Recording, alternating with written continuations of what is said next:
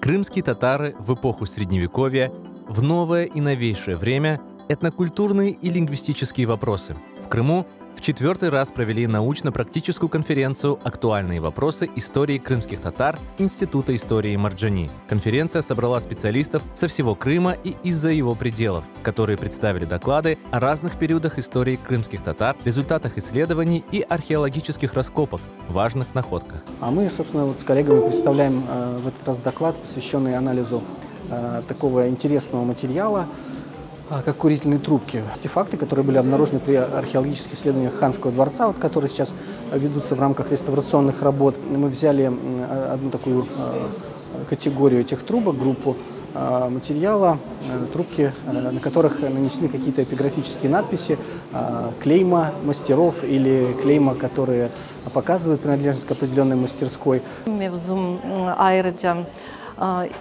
Krım Tatar edebiyatının 20. asrın başındaki meselelerine bağışlanan inkişaf noktalarını kayıt etmek mümkün ve ayrıca de bizim edebi menbaımız olan Tercüman gazetesi üzerinde toxtalacağım ve daha belli olmayan ve ayrıca onu kayıt edeceğim, noktalacağım.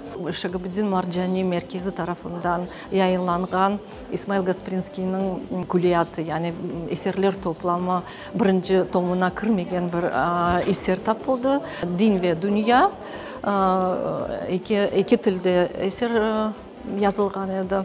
Я специалист по изучению Золотой Орды, сама империя, торговые связи между Востоком и Западом, мегаполисы, города, в конце концов исламская цивилизация. Все это делает государство одним из самых значительных игроков на международной арене Средневековья. В Крыму это как раз один из таких замечательных центров этого государства. Менің марузам, менің мевзум Крым ханлық вақытында қайнақлар ile bağlı. Кісмет olsa бүгін бал ақында, Крым ханлығында бал ve балжылар ақында söz alacağım. Крым ханлық вақытында бал ile uğraşaydılar. Hem sataydılar, hem Крым татар halkı da aşaydı. Bu gerçekten meraklı mesele. Kaynaklarda pek çok malumatı yok. Bizim mevzumuz bu az olan kaynakların malumatını toplап. В рамках конференции представили новые издания Крымского научного центра Института истории Марджани, а также обсудили перспективы работы над следующими сборниками. В эти дни мы презентовали два академических фундаментальных издания. Это 4-й том истории крымских татар, академической истории крымских татар, который посвящен имперскому периоду истории Крыма, крымских татар. И 4-й том полного собрания сочинений Исмаила Гаспринского. Работа в этом направлении будет нами продолжаться. Кроме указанных двух работ, мы продолжаем работу над написанием свода памятников истории, архитектуры и культуры крымских татар. Как известно, мы к настоящему времени издали уже 4 тома.